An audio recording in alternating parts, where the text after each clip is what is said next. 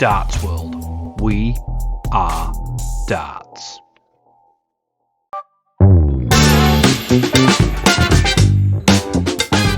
Hello, it's AJ Imston, top day of Darts World, and hope you had a fantastic 2024 as we now head into 2025.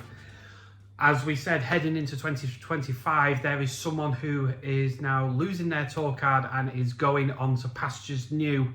And that person is Steve Beaton. We caught up with the Adonis on this edition of Let's Talk Darts to see what the future indeed holds up for the Adonis. Obviously, first things first, congratulations on such a long and distinguished career. Was there sort of any regrets in the end or any sort of emotion? No, I mean, obviously, I'd like to carry on. But, you know, you've got to be realistic. You know, it's the youngsters now are getting better and better, and although I'm still playing well, I'm in like 90, 95 average, but they're 100 average. You know, so. You know, you got to think, you know, I can play a good game now and again and, you know, beat them and that lot. But, you know, realistically, I'm 60 now. So, you know, I'm just going to, you know, think, right, sit, you know, slow down a bit, really. And did it feel more satisfying to sort of hand it in on your own terms rather than it being taken away from you? Yeah, I've definitely wanted to do, you know, I probably could have done another year now. Whether I'll hang on to it or not, I don't know. But it come into my mind last year, you know, at the beginning of January, February, I was thinking this is going to be me last year. You know, in the world, you know, you say things like, you know, I can't keep doing this, you know, and they're straight on your back saying, oh, you're retiring, you know, but, you know, I actually genuinely thought, you know, this probably would be my last year. Yeah, and what sort of kind of things will you do now in the absence of the long slogs going across sort of Europe and all around England? What's crazy, I mean, I'm be slowing down, but it looks like I'm speeding up. The problem is that I do a lot of exhibitions now, so it's one of them things you can plan a bit more now, and you know, you can choose, so you know when you are about. The problem with the Pro Tour is if you qualify for it, you never know if you're in a European or not. So you know, there's 13, 14 Europeans a year, so you never know if you're in them or not. So you could be working, could be, but now I can sort of just plan my year a bit better. So yeah, I'll be doing exhibitions. You know, I'm doing a lot for MODUS and the seniors as well. And going back to sort of the not quite the very start of your career, but close to it, we've had sort of a look back through the sort of archives, and one of your first sort of top level TV appearances was at the Double Diamond Darts Masters in '84. Do you remember anything of that sort of debut? A little bit, not a lot really. I think Dave Lee was there. I mean, he played with me in London, so I knew him a bit. But no, I mean, I was only 20 then, and I just hadn't qualified for it. It was a big TV thing and that lot. But no, I don't. And I've tried to find things about it and that lot, but I can't seem to find a lot. Well, double diamond, you can't even get double diamond drink anymore, can you? It's one of them things that I always remember it on the bar, but you know, a lot of all them drinks are gone now. And you played sort of across at least sort of 4 generations, so to speak, of the sport. What was it like sort of in those days alongside sort of Eric Bristow, Jockey, John Lowe, Bob Anderson in those types of days? It was great, you know. I mean, as a youngster, you know, if one of them come to town, you know, Eric or Lowe or any of them really, you know, for an exhibition, you know, if you had a chance of playing against them, it was brilliant, you know. And you know, it was usually because Coventry was quite a big darting community, you know. You know, sometimes it'll come up, or you can get a game against you if you fancy it, you know. And it was the highlight of the night, you know. You know, to play one of them players was brilliant, you know. And I was fortunate, I played loads of them, you know. I played Eric, Jockey, Lowe, Alan Evans. Played most of them really. I don't know, and I think there's not one I didn't play. And the thing was, you get to know them and you become friends really. So it was, you know, great. really. And sort of a few years later, then saw the infamous split and the PDC or WDC as it was then being formed. Were you offered or tempted to join them? And sort of what was your view on the politics going on at the time? Yeah, I had a meeting with a few of them. They wanted me to go across, obviously, but you know, as a kid, I'd always watched the embassy, and it was the one thing I'd always wanted to win. And it was very hard not to go with them, but you know, I just said, look, I've got to keep it going, and you know, so I mean, I think that the year they split in '93, that year I should have won it. Actually, they should have won the Worlds, lost in the semis. I just wanted to carry on and give it one more chance, really. So, you know, we're still so friends, and a lot of they understood the decision, but yeah, you know, they broke away, and I stayed where I was. And that sort of decision was vindicated in the mid-90s, wasn't it? So that sort of was one of your golden eras in the sport, and you won the Windmill World Masters. Was that the type of event that suited you? Sort of quick fire set play and. Windmill, it was quite tough in them days. You know, they've changed it over the years. In them days, there was probably, I don't know, 250, maybe 500 people in it, and you had to play all the way down to the last one. It was quite a tough tournament to win, you know, and yeah, I prefer set play to legs, really, because, you know, you can be struggling in one set and still have a chance to get back in it. To win the Windmill, that was your first big, you know, world championship, really. Yeah, and sort of how much of a springboard was that for what was to come? Did that give you then the belief that you could make that breakthrough and win the world title? Yeah. Like I say, I think I really should have won it in '93. Played a lot of the top players then, and just slipped up against Warner in the semis, didn't hit a double, and so I knew I had the ability, but then. Unfortunately, the next few years, I kept going out first round.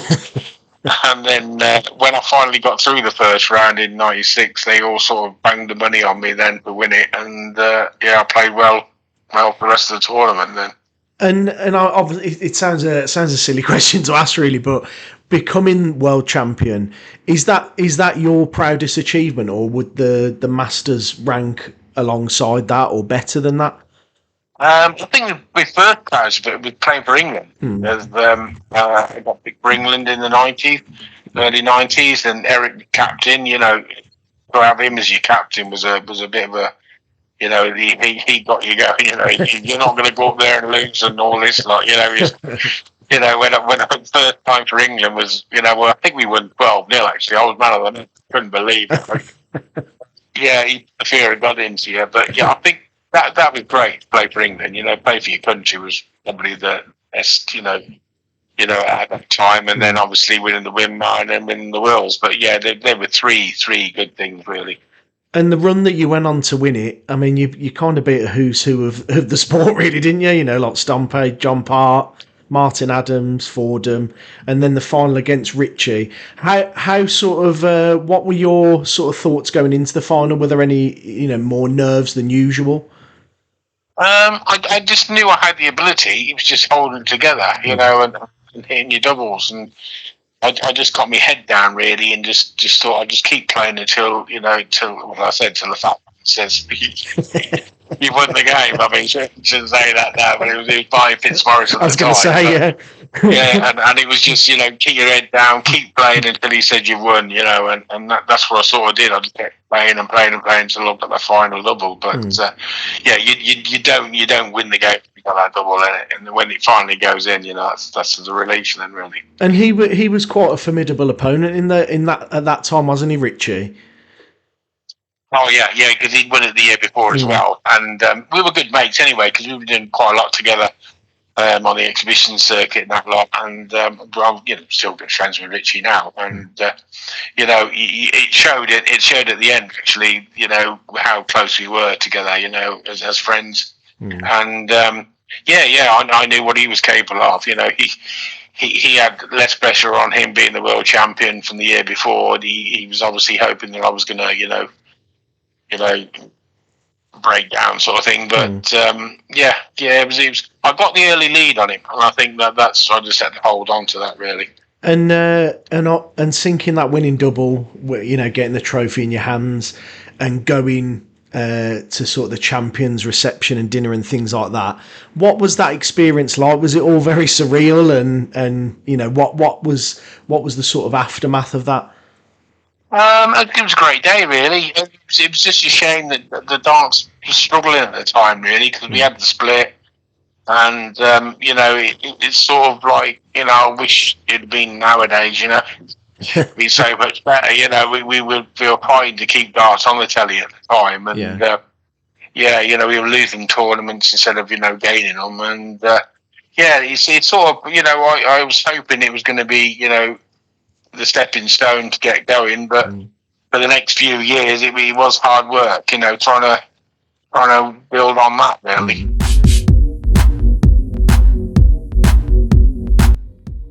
Hi, it's AJ Imston Toft here of Darts World, and in my humble opinion, the best has just got better. The new version of Play the Pro Scorer app by Winmau is out, and there it is to see. You can play Luke Humphries, Michael Van Gerwen, Johnny Clayton, plus Fallon Sharrock, Paul Nicholson, Mark Webster, Simon Whitlock. You've got all the games that you've played on the previous version, all with updates. Why don't you download the Play the Pro Scorer app? And a few years later, that led to a step across to the PDC for you. Why was that the right time for you? Was it because of the uncertainty of the BDO? And what kind of reaction did you get when you joined the PDC?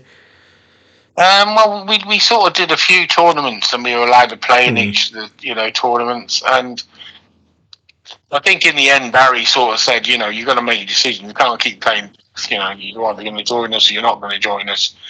And in the end, you know, it looked obviously the better, you know, scenario in the end, because, you know, they were going forward, things were getting better. Barry was coming in saying he's going to do this and do that, and you know, all the better players were that side, and they were, you know, the standard was improving. So, you know, at that time, you know, you play the game, you want to play the best people. So that was the way it went, really.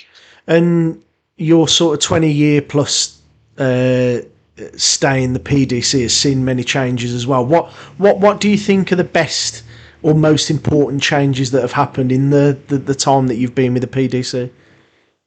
I think the TV coverage is brilliant. It's getting known now. I mean, I can't believe how popular it is now. I mean, even Luke coming on the scene, it's just made it even twice as crazy. You know, it's unbelievable. And you know, it was so unbelievable to see it turn around that much from, you know, struggling to get people to go and watch a game of darts and TV people to broadcast it, to suddenly, you know, it's everywhere. And you know, what he's done with the sport is unbelievable. And I think now the opportunity for youngsters as well is great. You know, the youngsters haven't got to go to a pub. You know, they can play darts in a local village or pub or wherever, in, you know, schools and everything. So I think he's broadened it completely, you know, for anybody to play.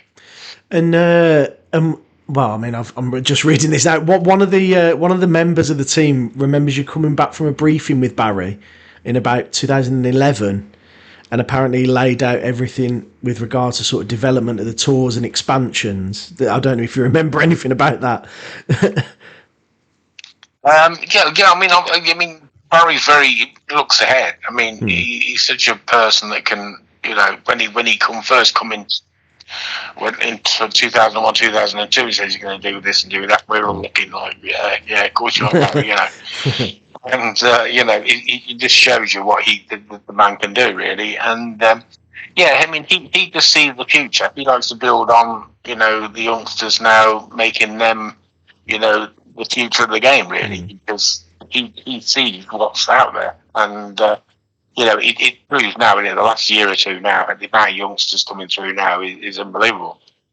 And with regards to sort of your PDC career, it had some real highs and lows, didn't it? But you kept battling back more on more than one occasion from sort of slipping out of the off the tour. What do you think you did that was different from others at that time to just keep your composure and do the right things at the right times, as Michael Van Gogh would say?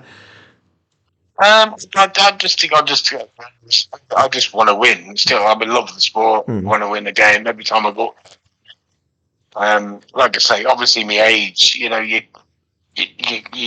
think you can do the same as what you can when you were 20, 21, but you can't. And I've had back problems, arm problems, aches and pains. But that's just age, isn't it? You can't make excuses. And I've just managed to tick along, and I've never had anything too serious where I can't throw the dart. But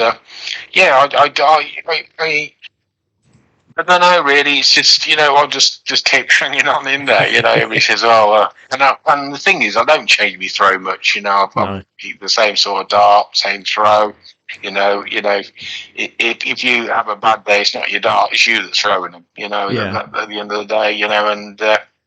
I don't know really. Maybe I just, like I say, I want to be involved with the sport because I love it so much. But and that's what's kept me going really. And what are your personal sort of highlights from your stay in the PDC?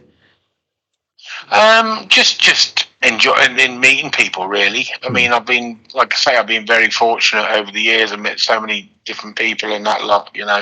I mean, in the olden days, video days, they had us at Buckingham Palace, things like that, it's been great really, and I played this got me into the golf circuit as well. Nice. And I've met people through that, and just meeting people, and that's probably the main reason I do the exhibitions really, is because it's nice to meet people, to have a chat with them.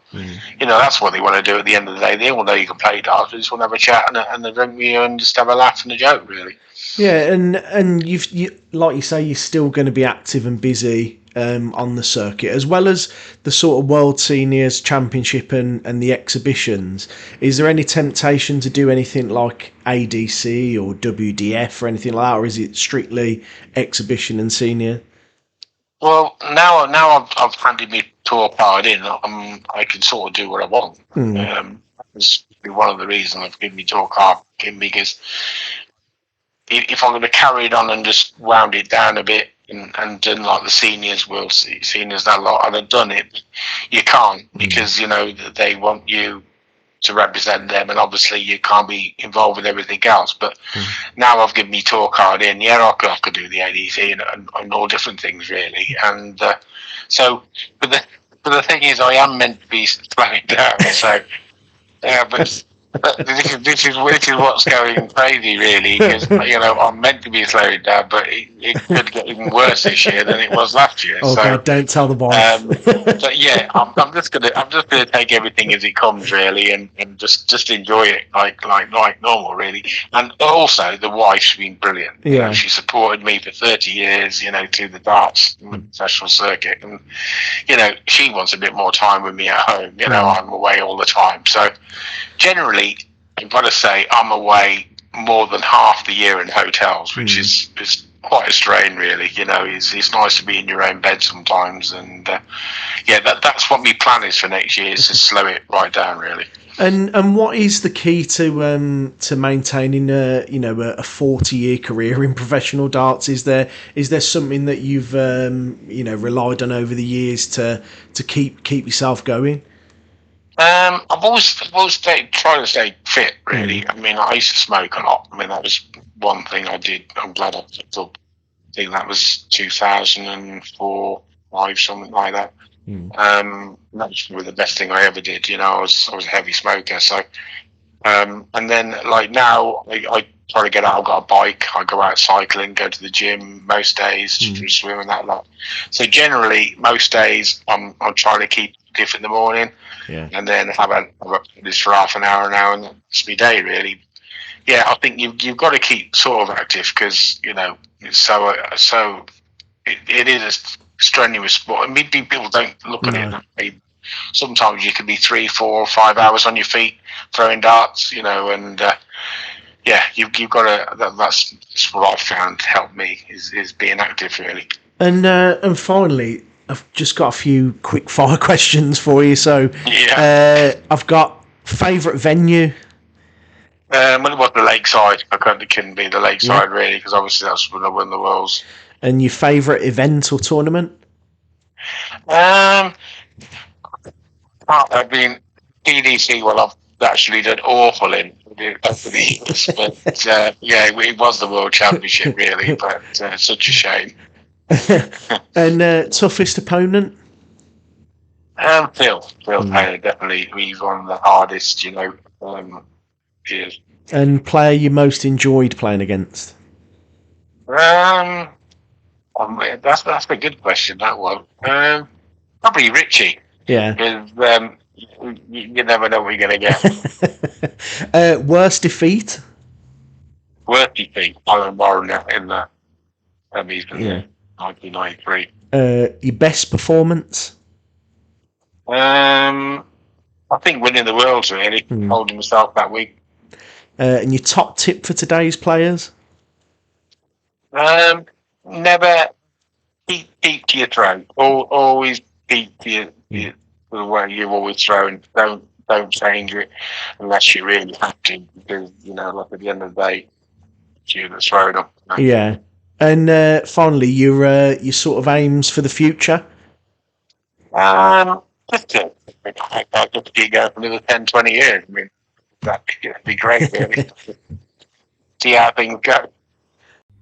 So there we have it, guys. I'd like to thank Steve Beaton for his time to do that interview with us on Let's Talk Darts here on the Darts World YouTube channel. My name is AJ.